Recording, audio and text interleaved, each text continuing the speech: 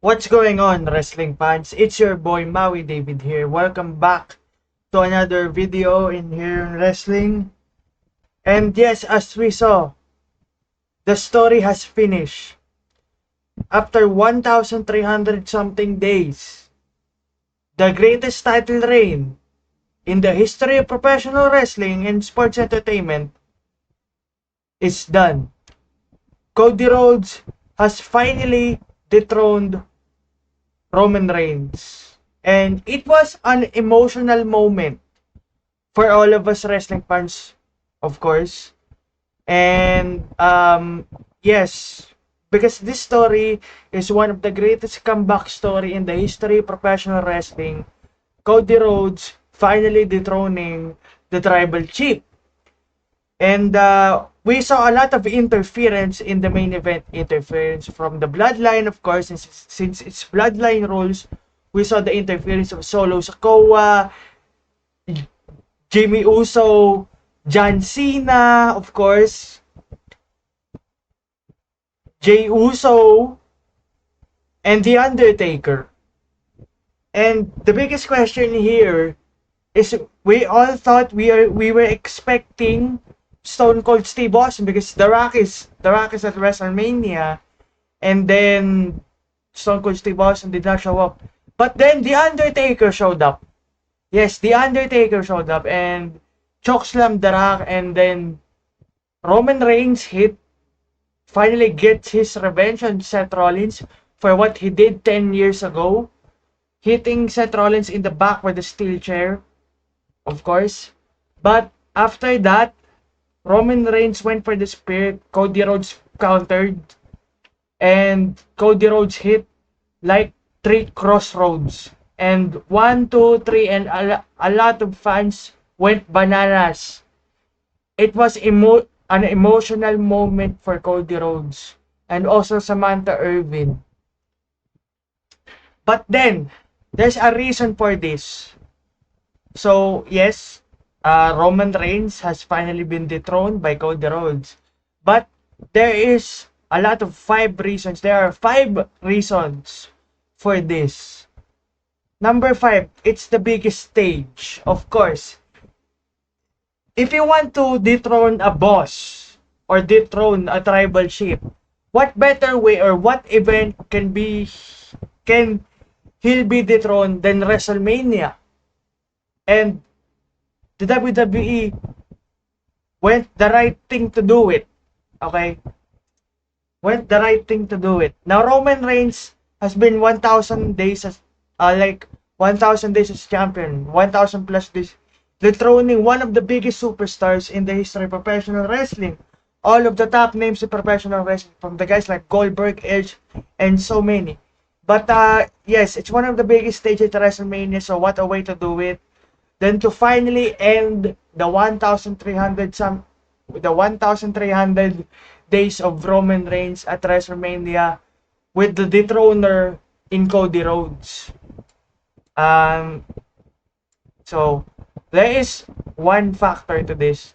The first fact is, yes, one of the biggest stage, and then of course the tension between The Rock and Roman Reigns.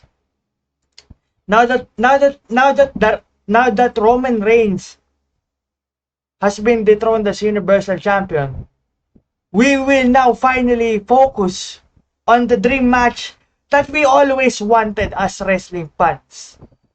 The dream match that has started ever since the bloodline started back in 2020. We're gonna get Roman Reigns versus The Rock.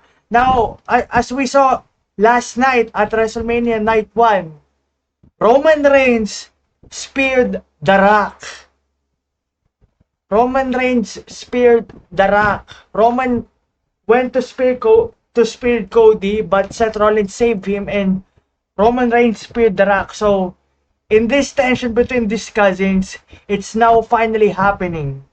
We are finally going to focus on the dream match, that we always wanted, The Rock and Roman Reigns. This is the battle of the tribal chief status, the head of the table status. And as you saw, like, The Rock is like trolling with Roman Reigns for the past few weeks. So, um, yes, we will now finally focus on the matter at hand, that the match that we always wanted, The Rock versus Roman Reigns without the Universal Championship. Because if this is going to happen at WrestleMania 41 next year, this is going to be the battle for the tribal chief and the head of the table status. Who is the tribal chief in the family of the Samoan dynasty? Who is the head of the table of the Samoan dynasty? Is it Roman Reigns or is it The Rock? And number 3, an unstoppable scenario. Okay, this is an unstoppable scenario, of course. Many fans believe that the head of the table would retain the title in WrestleMania 39, which is exactly what happened this year. A larger portion of the WWE Universe believed that the title could be retained, as Roman Reigns near Hogan's record, one of the longest world title reigns the company could have ever realistic, book him to stay the champion longer. The bloodline rules, of course.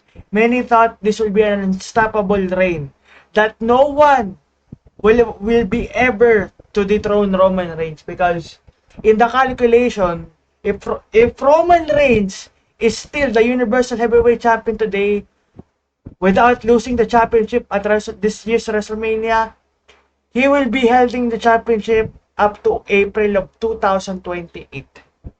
Because he is eyeing for, the WWE is eyeing for Roman Reigns to break Bruno Sammartino's record. And of course, a babyface run. Now, for all we know, for the past 10 years, fans have been trying to get in Roman Reigns' size. The company is trying to get in Roman Reigns' size to cheer him as a babyface. But the fans did not wanted him as a babyface. They could not get Roman Reigns to be a babyface, and of course, the fans couldn't get over Roman Reigns. The fans cannot cheer Roman Reigns because he's not the guy to be cheered with. Okay? But then 10 years later, when he returned as the head of the table as the tribal chief back in 2020, the fans have finally got in Roman Reigns' side. So, yes, now Roman Reigns is now arriving for a babyface run. Okay? Roman Reigns is gonna be a babyface. Now, it's hard to fathom. Now that Roman Reigns has lost the Universal Heavyweight Championship, is the fans going to get on Roman Reigns' side even though he's not the Universal Champion anymore? And further to this, what's next for Roman Reigns? That's the rightful question. What's next for the tribal chief? And finally, Cody was the right guy to dethrone Roman Reigns. Now, ever since his 1,000 plus day reign back in 2020, many fans have questioned who is the right guy to dethrone Roman Reigns. Maybe it's Seth Rollins, maybe it's Goldberg, maybe it's Brock Lesnar, maybe it's Edge, maybe it's The Rock, maybe it's John Cena. But no, WWE went with the rightful guy to dethrone Roman Reigns, and that is Cody Rhodes. Cody Rhodes was the right guy to dethrone Roman Reigns. Okay? Cody Rhodes was the right guy to dethrone Roman Reigns, and rightfully so. But basically for me, I was rooting for Roman Reigns to retain the championship. Because like it or not, now that the championship, now that the 1,300 plus day reign is over, there is no denying and no bugs about it that Roman Reigns is one of the greatest champions this industry has ever seen. No one can duplicate his 1,300 plus days reign anymore. And whether you like it or not, Roman Reigns has given us a better storyline ever. The greatest storyline in the history of professional wrestling. Roman Reigns has done that, giving us a better storyline for us fans to get hooked as he is the tribal chief, the head of the table, and the universal champion. But now that the championship is no longer with Roman Reigns, there is no denying that Roman Reigns is one of the greatest champion and the greatest storyteller in the history of the WWE and the history of professional wrestling. Now that is the 5 reasons why Roman Reigns has now been dethroned as Universal Champion at WrestleMania 40 by Cody Rhodes.